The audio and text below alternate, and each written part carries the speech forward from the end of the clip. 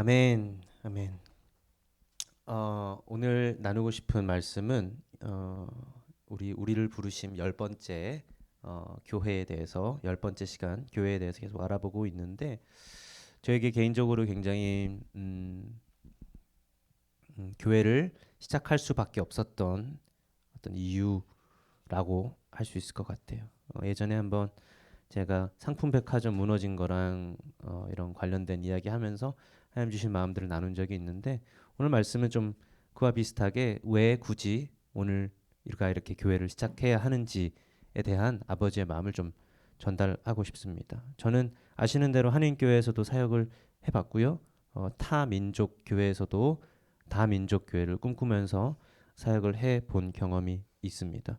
제가 교회에 이 홍콩 교회 가기 전에도 다민족 교회를 꿈꾸는 교회라고 했었으나 5년이라는 시간을 통해서 제가 알게 된 이해할 수 있었던 아버지의 마음은 교회가 다 민족이 된다고 해서 되는 게 아니라 더 깊이 있는 어떤 무언가가 있었다라는 그런 어떤 5년의 결론을 통해서 하나님께서 좀 주신 마음들을 정리할 수 있었고요.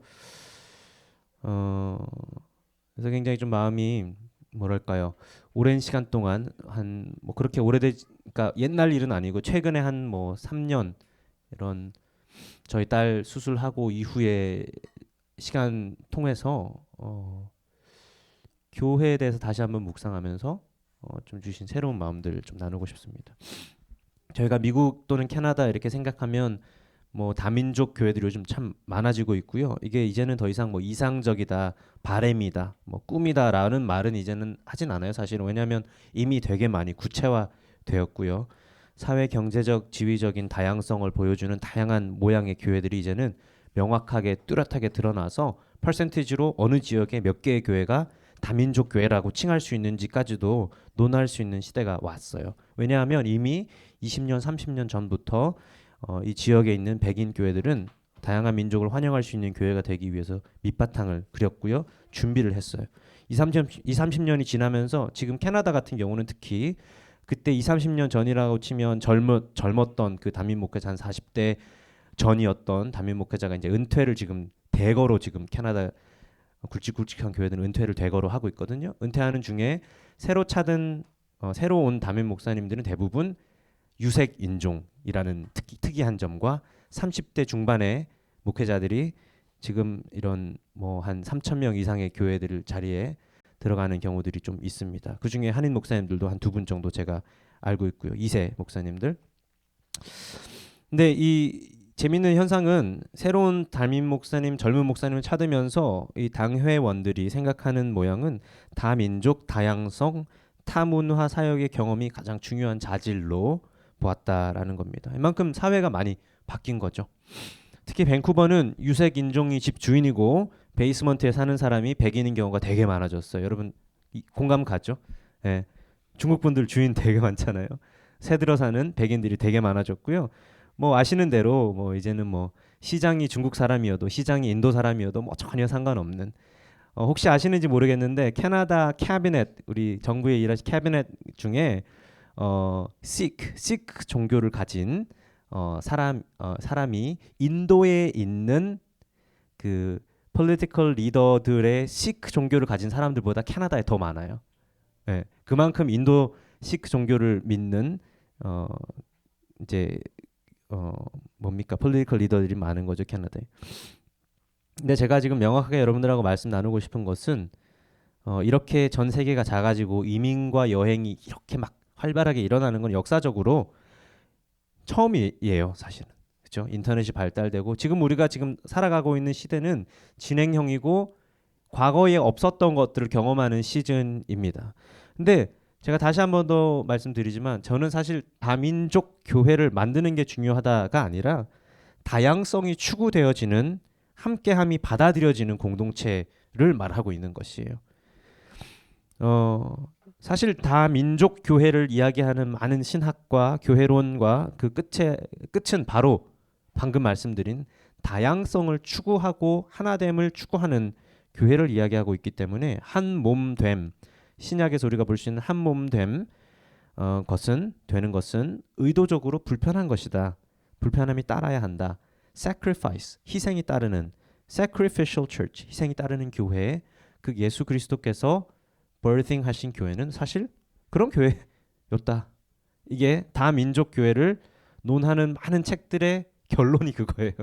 예. 근데 그 모양이 이 시대와 이 시대의 이민, 여행 뭐 이런 것들이 막 발달이 되면서 지금은 어쩌면 그 희생하는 교회의 모양이 다양한 민족이 있는 모양이 아닐까.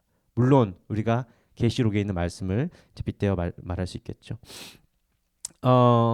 사실 그걸 위해서 이제 바울이 어떻게 해야 하는지 에베소서 전반을 통해서 교회를 진단하고 교회에 대한 솔루션을 제공하고 있고 그 핵심을 좀 보고 싶습니다. 우리가 지지난주에 봤던 말씀 에베소서 말씀 잠깐 리캡 좀 하고요. 왜냐하면 한 주를 쉬었고 또 그날 영어로 했기 때문에 혹시라도 이렇게 막 그냥 이렇게 들어왔다가 이렇게 가셨던 분들이 있기 때문에 잠깐 볼게요. 에베소서 3장에 에베소 교회가 히브리인들과 헬라인들이 공존하는 이런 사회 경제적 지위가 다양한 사람들이 모였던 쉽게 말하면 서로 섞이기 어려운 그런 사람들이 모여있던 교회의 광경, 그들에게 바울이 편지하여 말하기를 2장 11절에 이렇게 말합니다. 그러므로 여러분은 지난날의 육신으로는 이방 사람이었다는 사실을 명심하십시오. 손으로 육체에 행한 할례를 받은 사람이라고 뽐내는 이른바 할례자들에게 여러분은 무할례자들이라며 불리며 따돌림을 당했습니다. 그때에 여러분은 그리스도와 상관이 없었고 이스라엘 공동체에서 제외되어서 약속의 언약과 무관한 외인으로서 세상에서 아무 소망 없이 하나님도 없이 살았습니다. 그죠? 이방인들에게 이야기를 해주면서 옛날에는 이랬었다. 그러나 13절 여러분이 전에는 하나님께서 멀리 떨어져 있었는데 이제는 그리스도 예수 안에서 그분의 피로 하나님께 가까워졌습니다. 이방인들에게 너희는 원래 우리 히브리 사람들의 언약 백성에서 제외된 사람들이었으나 예수 그리스도가 오심으로 말미암아 이제는 inclusive 교회 안에 들어올 수 있는 그런 사람들이 되었다는 걸 기억하고 있지? 라고 2장에서 이야기를 한 거죠. 3장에 이제 들어와서 이제 말하기를 1절 그러므로 이방 사람 여러분들을 위하여 그리스도 예수의 일로 갇힌 몸 된 나 바울이 말합니다. 라며 이제 설명이 들어가는 거예요. 하나님께서 여러분들을 위하여 일하도록 나에게 이 직분을 은혜로 주셨다는 것을 이미 들었을 거예요. 3절 하나님께서는 나에게 그 비밀을 계시로 알려주셨는데 그것은 내가 이미 간략하게 앞장에 적은 바와 같습니다. 4절 여러분이 그것을 읽어보면 내가 그리스도의 비밀을 어떻게 이해하고 있는지를 알게 될 것입니다. 5절 지나간 다른 세대에서는 하나님께서 그 비밀을 사람들의 아들들에게 알려주지 아니하였는데 지금은 그분의 거룩한 사도와 예언자들에게 성령으로 계시하여서 주셨습니다. 이제 바울이 말합니다. 그 비밀의 내용인즉 이방 사람들이 복음을 통하여 그리스도 예수 안에서 유대 사람들과 공동 상속자가 되고 함께 한 몸이 되고 약속을 함께 가지는 자가 되는 것입니다. 라고 그 비밀을 풀어 설명했습니다. 바울이. 그러니까 여기서 말하는 비밀이 그냥 복음이라는 그 예수님의 죽으심과 우리를 구원하신 그 개념 이상으로 이방인과 우리 유대인들이 함께 공존하여서 공동상속자가 되고 한 몸이 되고 약속이 되어진 자들이 되는 것이 비밀이라고 굉장히 명확하게 에베소서에서 설명하고 있습니다. 제가 여러 가지 주석을 찾아봤는데 한국 분들이 쓴 주석에는 이렇게 이해를 할 수 있는 주석이 거의 없어요. 없다고 저는 봐요. 제가 못 찾았어요. 왜냐하면 저희는 원래부터 태생이 단일 민족이기 때문에 여기에 대한 이해도가 많이 떨어진다는 거죠. 근데 이제 서양 주석이나 이렇게 살펴보면 이 해석들이 최근에 들어서 다민족 교회였던 에베소에게 우주적인 교회, 지금 유니버설 처치, 여러분 신자 한 명 한 명의 교회라는 그것을 이야기하는 것이 아니고 에베소 지방에 있었던 특정한 공동체, 로컬 처치에 대해서 지금 솔루션을 제공하고 있는 굉장히 스페시픽한 내용이라고 결론을 지을 수 있는 거예요. 그래서 이 비밀을 설명하기를 이제는 모두가 다 상속자다. 이게 얼마나 사실 놀라운 은혜이고 비밀인 줄 아십니까? 이전에 듣도 보도 못한 이야기예요. 이 사람들에게는. 신약의 교회는 이렇게 inclusive church, 수용적인 교회로 표현되었고 예수님이 그것을 시작하셨고 바울이 이렇게 솔루션을 제공을 했다.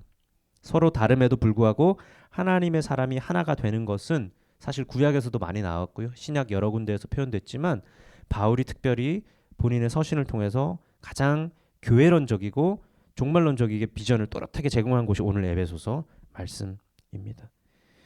실제로 에베소서에 나오는 이 에베소 교회는 문화적 통일, 영어로 하면 uniformity, 통일돼. 그러니까 헬라 사람, 히브리 사람인데 이게 너네들 다 한 문화가 되어라는 이 통일을 이야기를 하는 것이 아니고요. 이미 이들은 다양성이 있었고, 하지만 바울이 이야기하는 것은 전혀 섞일 수 없었던 이 기름과 물 같은 사람들, 화해할 수 없는 이 사람들이 하나 되는 것.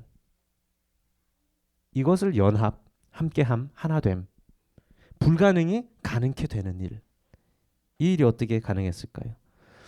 지난주에 이야기 나눴듯이 사도행전 22장쯤에 가면 이제 바울이 감옥에 들어가기 전에 감옥 들어간 실제적인 이유는 22장 21절에 보듯이 그때에 예수님께서 말씀하시기를 가라 내가 너를 멀리 이방 사람들에게 보내겠다고 하셨습니다 라고 바울이 본인이 어떻게 예수를 믿게 되었는지에 대한 자신의 삶을 설명을 하다가 마지막 부분에 이방 사람들에게 예수님 나를 보내셨다라는 걸 설명하는 순간에 사람들이 바울의 말을 여기까지 듣고 있다가 이런 자는 없애버려라 살려두면 안 된다고 소리쳤던 이 히브리 민족의 우월성이 여러분 지금 느껴지십니까? 감옥에 들어갔더니 원천적인 이유는 사실 이방인들을 언급했기 때문에 복음이 이방인들에게도 가야 한다고 언급했던 이 사실이 유대인들의 자신들이 존재했던 모든 역사 안에 아브라함, 모세, 다윗 쭉 내려오는 이때까지 모든 역사 안에서 자신들이 선택된 민족이고 우리는 모든 뭐랄까요 이렇게 선택되어져서 구원받을 백성이라는 그 인식이 무너지기가 참 어려웠던 거죠.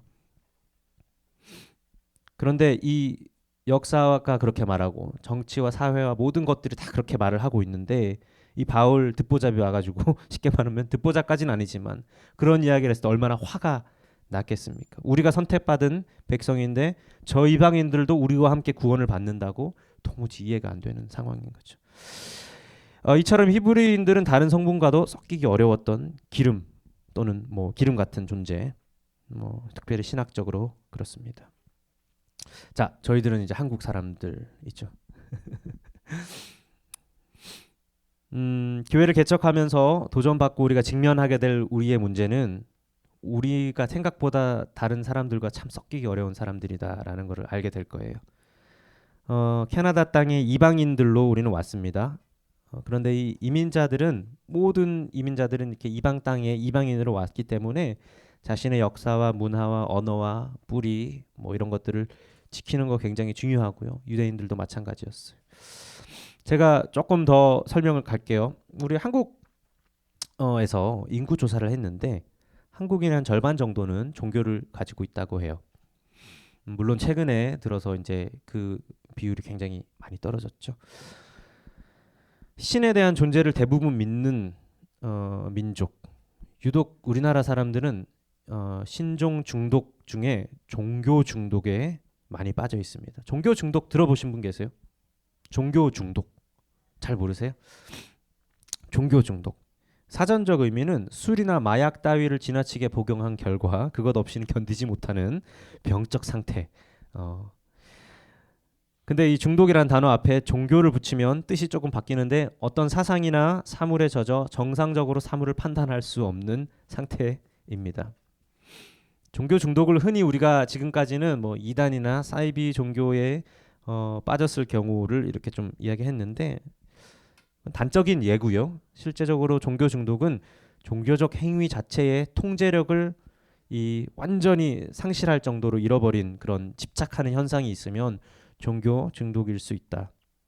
종교적인 열심과 종교적인 중독은 구분됩니다. 종교 중독은 흑백 논리로 선과 악을 정해놓고 내가 알고 있는 진리라고 믿는 것에 대한 타협이 전혀 없어서 믿음의 뭐랄까요? 믿음의 모양이 조금 다르다는 이유로 지금 예를 드는 거예요. 믿음의 모양이 조금 다르다는 이유로도 저 사람은 저주받아야 하고 지옥에 갈 거라고 굉장히 자신 있게 말하는 사람들 같은 종류 종교 중독일 가능성이 굉장히 높다고.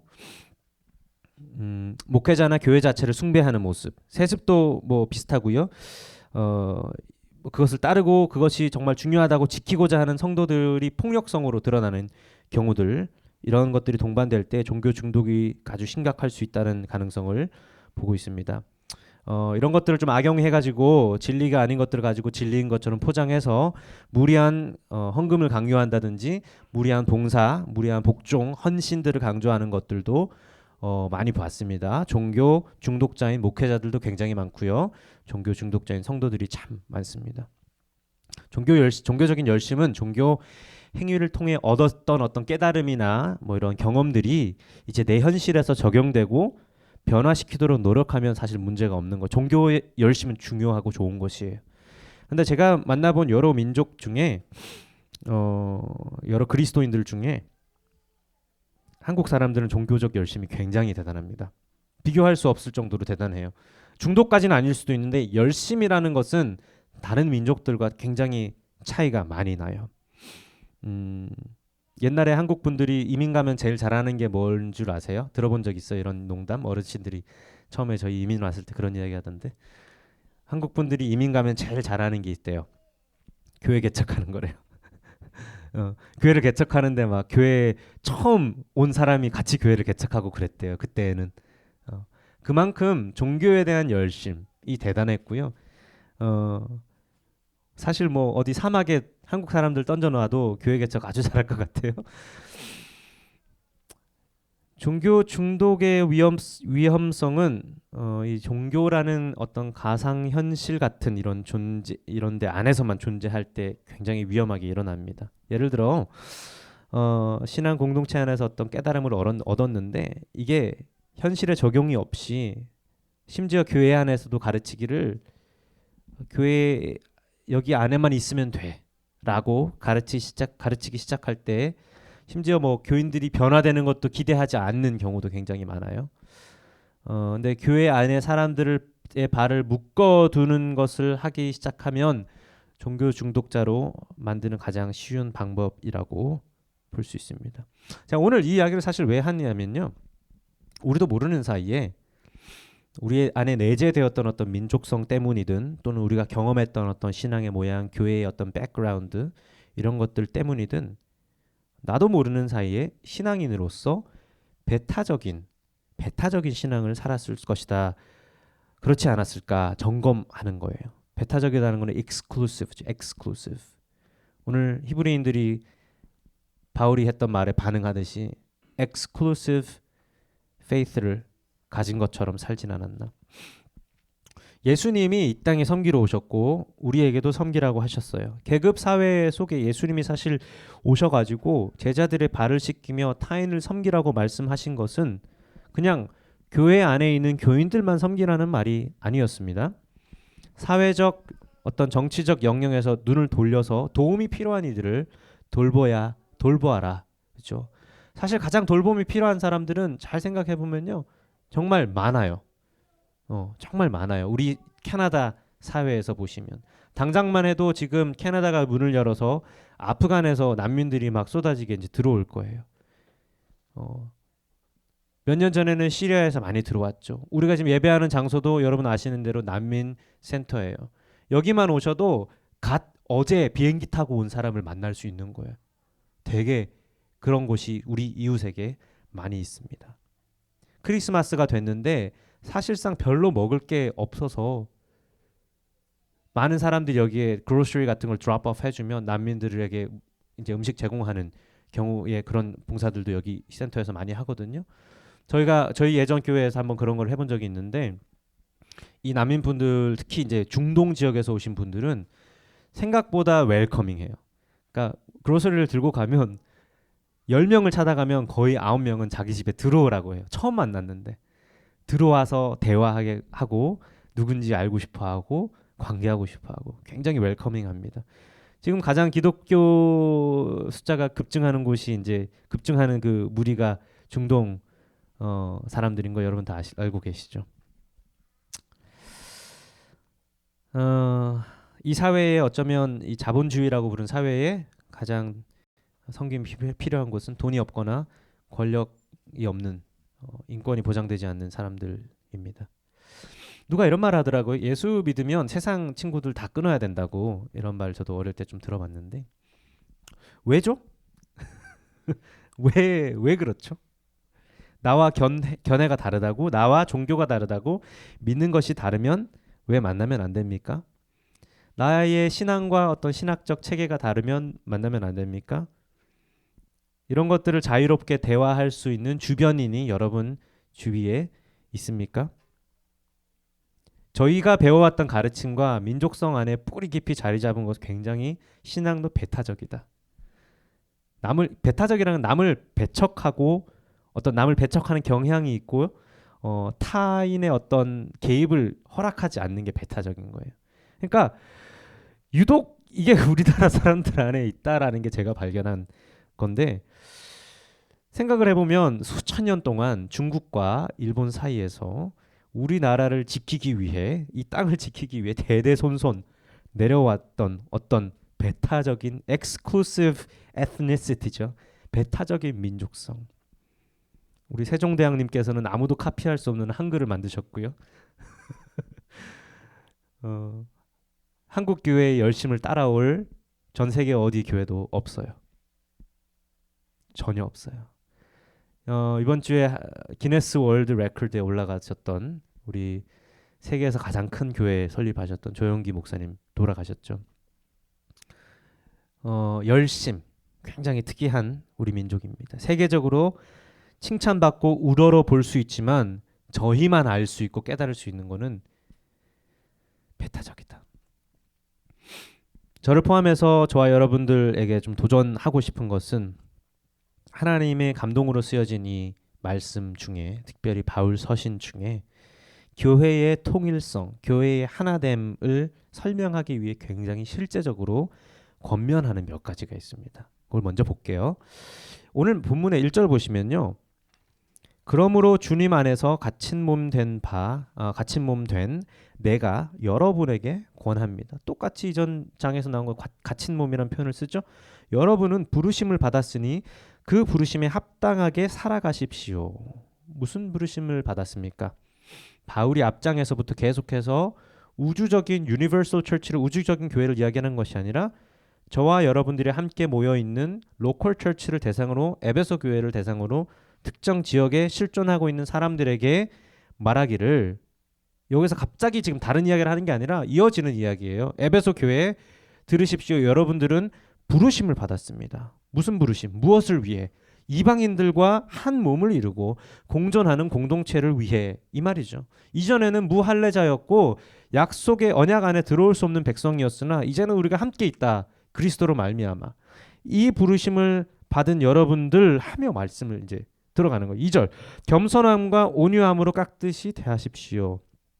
오래 참음과 사랑으로 서로 용납하십시오. 그렇죠? Be completely humble and gentle. Be patient, bearing with one another in love. 3절에서 나와요. 이제는 Make every effort to keep the unity of the Spirit through the bond of peace. 성령이 여러분을 평화의 띠로 묶어서 하나가 되게 해주신 것을 힘써 지키십시오. 오늘 어떤 부르심으로 에베소 교회를 부르셨다고 말씀드렸죠? 이방인들과 우리 유대인들과 함께 공존할 수 있는, 그러니까 앞서 언급한 이 만물 통일의 결정적인 어떤 예시가 되는 것을 오늘 이 유기체적인 교회를 통해서 여기로 부르셨어라고 이야기를 하는 거예요. 한 몸, organism, 한 몸, organism. 그 부르심에 합당하게 살 것을 강조하고 있는데 그 방법은 겸손과 온유와 오래 참고 사랑 가운데 서로 용납하는 것이다. 여기까지 들으면 되게 재미가 없어요. 알아요. 그렇게 하면 되죠. 이제 저는 굉장히 실제적으로 교회에 대해서 고민을 하면서 왜 교회를 개척을 해야 하는지를 깨달았기 때문에 오늘 우리가 이런 자리에 있는 겁니다. 우리가 사랑하면 되는 거 알죠? 온유하고 겸손하면 되는 거 다 알아요. 근데 여기에서 성령이 하나 되게 하신 것, 이걸 교회라고 이야기를 하는데 새로운 통일성을 창출하라고 요구하지 않고요. 이미 성령으로 말미암아 성취된 어떤 교회의 통일성을 의식적으로 노력으로 지키라. 이것을 바울이 호소하는 거예요. 이어서 그래서 4절에서 말합니다. 그리스도의 몸도 하나요. 성령도 하나요. 이와 같이 여러분도 부르심을 받았을 때에 그 부르심의 소망도 목표인 소망도 하나요. 주님도 한 분, 믿음도 한 분, 세례도 한 분, 하나. 하나님도 한 분이십니다. 하나님은 모든 것의 아버지시요 모든 것 위에 계시고 모든 것을 통하여 계시고 모든 것 안에 계시는 분입니다. 그러니까 바울은 이미 다양한 문화적 배경을 가진 에베소 교인들에게 이야기를 하면서 이미 하나다. 한 분이신 예수 그리스도.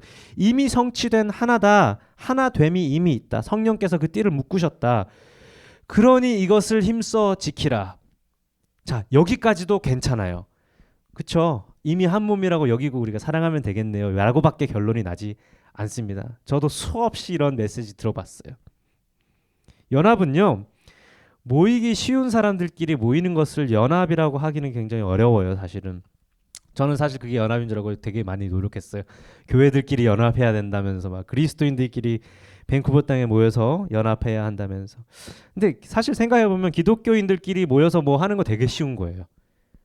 네, 당연한 거고 쉬운 거고 우리는 같은 생각을 하고 있기 때문에 적어도 같은 신념을 가지고 있고 그죠? 근데 왜 그걸 그렇게 못할까 나도 의문이긴 한데 늘 우리는 비슷한 사람들과 어울려서 무언가 하는 건 되게 쉽고 자연스러운 것입니다. 근데 우리와 비슷하지 않은 사람들을 보면 배제하게 되고 거절하게 됩니다. 비슷한 사람들끼리만 모여 있으면 서로 사랑하고 하나가 된다. 그럴 수 있을까요? 저는 이렇게 여러분들의 도전하고 싶은 것은 비슷한 사람들끼리만 모여 있으면 서로 사랑하고 하나 되는 것처럼 보이는 것뿐이더라고. 착각하게 만드는 구조가 형성이 됐다라는 거죠. 우리 비슷하니까 우리 사랑해. 우리 좋아해. 우리 함께 하고 있어라고 할 수 있는 그런 구조가 형성이 됐더라. 하지만 사실 실제로 서로 사랑하지 않더라. 연합은 함께 하기 어려운데 의도적으로 의식적으로 함께 되려고 하나가 되려고 하는 게 연합입니다. 오늘 이 자리에서 저기 문을 열고 장애를 가진 한 친구가 들어온다면 어떻게 우리가 함께 할 수 있을까요? 아프간에서 지난주에 온 가정이 여기에 들어온다면 그렇죠? 그러니까 함께 하기 어려운 불편한 어떤 물과 기름처럼 섞이기 힘든 사람들이 함께 하는 것을 연합, 하나됨, 오늘 통일성, 오늘 에베소서에서 그런 종류의 이야기를 지금 하고 있는 거예요. 저는 한인교회에서도 같은 비슷한 종류의 사람들만 모여 있는 교회를 해봤고요. 홍콩교회 가서도 물론 조금 더 다양성은 있었어요. 워낙 중국이 크고요. 홍콩 사람들 중에서도 영국에 살다 온 사람도 있고요. 뭐 싱가포르에 살다 온 사람도 있고요. 조금 더 다양성이 있었지만 결국 뛰어넘지 못하는 헐들이 하나 있었다는 거예요. 빌립보서에서 바울이 이렇게 이야기를 그래서 합니다. 1장 26절부터 사실 이 이야기가 시작되는데 여러분은 오로지 그리스도의 복음에 합당하게 생활하시며 그리하여 내가 가서 여러분을 만나든지 떠나 있든지 한 정신으로 굳게 서서 한 마음으로 복음의 신앙을 위하여 함께 싸우며 이렇게 시작돼요. 그리고 2장에 넘어갑니다. 넘어가서 그러므로 그리스도 안에서 여러분에게 무슨 격려나 사랑의 무슨 위로나 성령의 무슨 교제나 무슨 동정심과 자비가 있거든 이렇게 나오거든요. 이거 사실 영어로 보시면 한국말로 표현이 잘 안 된 영어로 되시면 if any 이렇게 나와요. if any. 그러니까 바울이 이 글을 쓸 때에는 빌립보 교회에 어떤 문제가 있었는데 빌립보 교회에 여기에 말하고 있는 어떤 격려나 사랑이나 위로나 무슨 교제나 동정심과 자비가 없었기 때문에 if any라는 표현을 쓰고 쭉 써내려가는 거예요. if any. 없는데 이 문제에 대해서 지금 바울이 이제 이야기를 합니다. 너희는 이게 지금 부족해 그러면서 괄로 쳐가지고 속닥속닥 하는 거예요. 너네 이거 지금 부족한 거 알고 있지? 2절 여러분은 같은 생각을 품고 같은 사랑을 가지고 뜻을 합하여 한 마음이 되어서 내 기쁨이 넘치게 해주십시오. 무슨 일을 하든지 경쟁심이나 허영으로 하지 말고 겸손한 마음으로 하고 자기보다 서로 남을 낮게 여기십시오. 또한 여러분은 자기 일만 돌보지 말고 서로 다른 사람들의 일을 돌보아 주십시오. 여러분 안에 이 마음을 품으십시오. 그것은 곧 그리스도 예수의 마음이기도 합니다. 그리고 그 다음부터 바울이 쓴 아주 유명한 크리스톨로지라 그래요. 영어로 크리스톨로지. 그리스도론이 여기에 등장해요. 제가 이것도 읽어드릴게요. 그는 하나님의 모습을 지니셨으나 하나님과 동등함을 당연하게 여기지 아니하시고 오히려 자기를 비워서 종의 모습을 취하시고 사람과 같이 되셨습니다. 그는 사람의 모양으로 나타나서 자기를 낮추시고 죽기까지 순종하셨으니 곧 십자가에 죽기까지 하셨습니다. 여기서 제 고민이 수년 동안 가지고 있었던 고민이 있었어요. 자, 예수님이 곧 하나님이잖아요. 여러분 이거 믿으시죠? 아멘. 하나님이신 예수님이 인간으로 오셨대요. 제가 이거를 해결하지 못해서 엄청 고민했거든요. 신학교 다니면서 하나님이 예수님으로 오셨다. 오케이, 좋아. 근데 말씀 여러 군데 말씀 잘 보시면요, 여러 군데 이렇게 돼 있어요. 예수님이 아버지께 기도한다고도 하고요. 뭐 아버지의 뭐 뜻을 이룬다고도 표현하고요. 그렇죠? 그러니까 하나님이 오셨는데 왜 아버지한테 또 물어봐야 되고 막 삼자의 입장으로 자신을 막 표현하는 부분들이 되게 많이 나오거든요. 그러니까 예수님이 하나님이라면서요. 근데 왜 동등함을 당연히 여기지 않다라고 바울이 여기에 글을 썼을까요? 예수님이 자신의 하나님됨을 버리고 신이 가져야 할 마땅한 어떤 위치를 버리고 능력과 어떤 이런 것들을 버리고 이 땅에 오신 겁니까? 여기에서 자신을 비웠다는 말은 무슨 뜻입니까? 이런 질문들을 많이 하기 시작했어요. 예수님이 하나님의 신성을 버리고 이 땅에 오셨다라는 뜻은 아니고요. 그는 여전히 하나님이시지만 의도적으로 신으로서 우월할 수 있으나 그것을 비워내고 종의 모습으로 사람의 모습으로 십자가에 죽으셨다. 이 뜻입니다. 그러면 예수님이 오셔가지고 많은 사람들을 고치고 병든 자를 낫게 하고 죽은 자를 살리고 오병이어의 기적을 일으키고 막 이런 여러 사건들이 있잖아요. 그러니까 태어나서부터 부활하시기 전까지 중간에 있었던 내용은 이 모든 일들이 가능했던 이유가 흔히 제가 기억하기로는 어렸을 때부터 알았던 거는 예수님은 하나님이니까 당연히 병든 자를 고칠 수 있지. 죽은 자를 당연히 살릴 수 있지. 이렇게 배웠는데 나중에 돼서 알게 됐고 깨달았게 된 것은 100% 인간의 몸으로 오셨고 신으로서의 자기의 능력을 발휘하실 수 있었으나 신으로서 그 일들을 행한 것이 아니라 아버지의 뜻에 맞게 아버지께 늘 여쭙고 아버지께서 허락하신 은사대로 사역들을 하셨다. 100% 인간으로 이 땅에서 일을 하셨다라는 거예요. 지금 바울이 본인의 신학을 통해서 이야기하는 게 바로 그 내용입니다. 몇 가지를 좀 더 보면 요한복음 5장 19절에 우리가 아는 대로 Very truly I tell you the son can do nothing by himself. 본인이 이렇게 말씀하세요. 난 내 혼자 스스로 아무것도 할 수 없어. He can do only what he sees his father doing. Because whatever the father does, the son also does. 그러니까 하나님이 하는 것을 보고 자기가 한다. 요한복음 14장에도 이렇게 말합니다. Don't you believe that I am in the Father and that the Father is in me? The words I say to you, I do not speak on my own authority. Rather, it is the Father living in me who is doing this work. Believe me when I say that I am in the Father and the Father is in me, or at least believe on the evidence of the works themselves. 12절 Very truly I tell you, whoever believes in me will do the works I have been doing and they will do even greater things than these because I am going to the Father. 본인은 100% 인간으로서 이 땅에서 하셔야 할 일들을 감당하셨다. 이게 되게 삼위일체의 놀라운 신비죠. 우리의 머리로는 이해할 수 없는 사실 모양입니다. 본인이 아버지께로 갈 것이래요. 제대로 읽어보면 되게 멘붕 와요. 이거는 본인이 하나님인데 왜 승천을 하셔야 되고 막 올라가시면서 내가 언제 돌아올지를 왜 몰라. 하나님인데. 그죠? 여러분 이런 의문 가져본 적 없어요? 나 돌아올 건데 본인이 몰라 언제 돌아오실지. 그러니까 이런 의문들을 가지기 시작하면서 말씀을 보면 이해되는 것들이 점점 생기는데 우리가 예수님처럼 된다고 하잖아요. 되어야 된다고 하잖아요. 여러분들이 언제 죽을 때까지 예수님처럼 될 수 있을 것 같으세요? 솔직히 no, right? 예수님처럼 될 수 없어요. 근데 그거는 예수님의 신성을 보면 신이신 예수, divinity of Jesus를 생각해 보면 예수님처럼 될 수가 없죠. 근데 예수님처럼 된다라는 표현은 우리가 예수님 닮아간다는 표현은 100% 인간으로 오셔서 예수님께서 하셨던 어떤 뭔가가 있어. 지금 제가 그걸 설명을 지금 할 거예요. 예수님이 이 땅에 오셔서 선택적으로 또는 의식적으로 인간으로서 육신의 옷을 입고 성령의 은사를 사용하셔서 사역을 했습니다. 그가 신성을 버린 것이 아니라 신이셔서 병든 자를 충분히 고칠 수 있고 하실 수 있지만 그 편한 것을 버리고 의도적으로 의식적으로 인간의 모습으로 오셔가지고 그렇죠? 불편한 옷을 입고 이 땅을 살았다. 불편한 옷을 입고 산 예수를 닮아라 이 말인 거예요.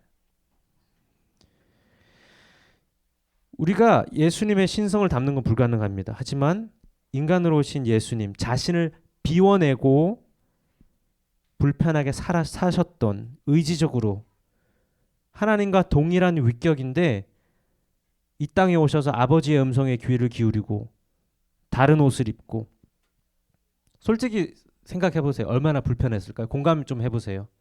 하나님이 신이 인간의 옷을 입고 모든 거를 지금 딱 봤을 때 이거 눈 하나 깜짝 안 해도 마음만 품어도 다 가능한 일인데 그 모든 것들을 제쳐놓고 인간의 옷으로 인간의 모습으로 나의 내면을 다 비워내고 다른 옷을 입고 사는 것 정말 힘든 겁니다.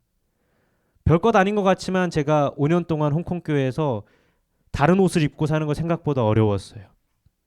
여러분들이 누구 다른 사람의 자식으로 산다고 한번 생각해 보세요. 얼마나 힘들겠어요. 호텔 델루나 드라마에 보니까 그런 나오더라고요. 영혼이 다른 사람의 몸에 들어가가지고 다른 사람의 자식으로 사는 그런 내용이 나와요. 다른 옷을 입고 지금 사는 거. 근데 이 예수님께서 그렇게 하신 이유가 뭡니까? 굳이 하늘의 모든 영광을 버리시고 이 땅으로 인간으로 오셔서 우리가 어렸을 때 배웠을 때는 우리의 죄를 위해서 오셨죠. 맞아요. 우리의 죄를 위해서 오셨어요. 근데 더 깊이 가야 돼요. 우리의 문제가 많아서 우리의 죄가 많아서 여러분 하늘에서 보면요. 우리가 지금 이렇게 많은 사람들이 모였지만 바그래프로 우리를 그려보면 이렇게 원래 어떤 사람이 여기에 있고 어떤 사람이 여기 있고 막 바그래프로 보면 우리가 이렇잖아요. 우리는 바그래프인데 하늘에서 그 바그래프를 보면 다 그냥 점이에요. 그렇죠? 이와 같이 하늘에서 보면 문제는 문제도 아니더라는 거야. 그러니까 우리의 죄가 하나님 입장에서 사실은 아무 문제도 아닌 거예요. 어떻게 보면. 그런데 굳이 왜 이분이 선택하셔서 의식적으로 이 땅에 오셨을까? 오신 그 진짜 이유가 무엇일까? 여러분 오신 이유는 우리의 문제보다 우리의 존재가 더 귀하기 때문입니다. 아멘이십니까? 우리의 존재 때문에 오셨다. 십자가가 존재해야 하는 이유는 우리가 존재하기 때문이에요. 그래서 우리를 위해서라는 거야. 우리를 위해서 이 땅에 인간의 옷을 입고 모든 걸 비워내고 오셨다. 의식적으로 불편하게. 교회 공동체가 한 몸을 이룬다는 건 이렇게 불편한 거예요. 공동체에 모이면 서로의 문제밖에 안 보여요.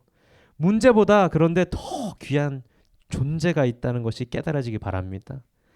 십자가가 있어야 하는 이유는 우리 존재 때문인데 교회가 모이는 이유는 존재 때문인데 문제 때문에 계속 갈라지죠.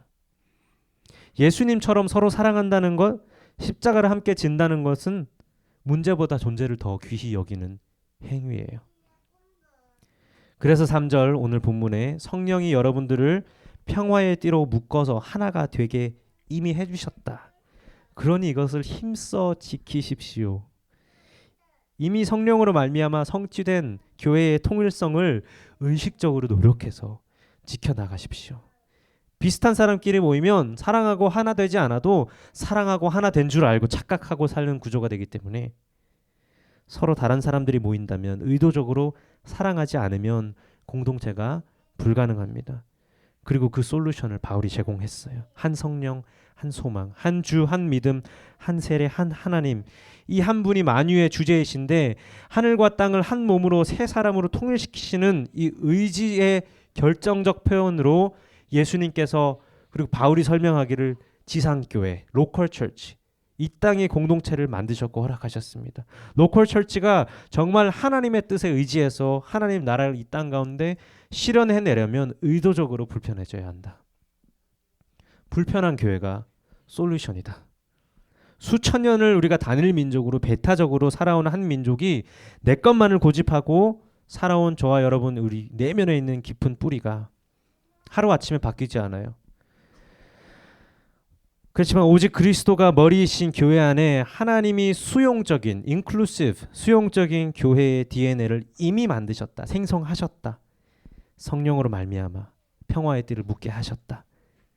유일한 방법은 하늘에 계셔야 마땅한 분이 인간의 존재 그 옷을 입고 사랑하셔서 존재의 귀함을 보고 이 땅에 오셔서 이 땅을 inclusive 수용하신 것처럼 우리도 예수님처럼 서로의 존재를 문제보다 더 귀히 여기고 수용하는 교회.